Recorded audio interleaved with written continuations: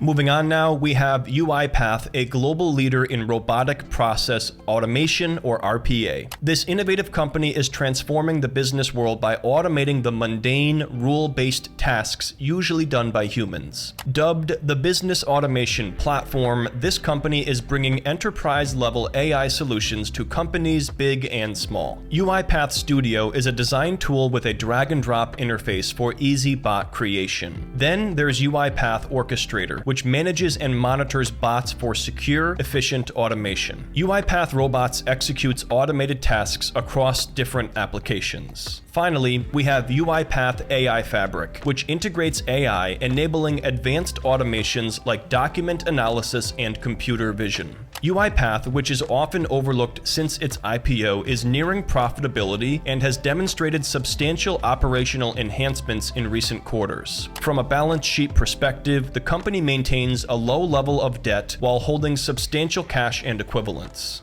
Perhaps the most interesting part of what they do is the fact that robotic process automation is designed to cut costs and boost efficiency for businesses. That makes justifying the cost a lot easier, especially if it's saving a business more than the cost of the software. UiPath holds a dominant position in the RPA market, and they are coming in well ahead of the rest of the pack.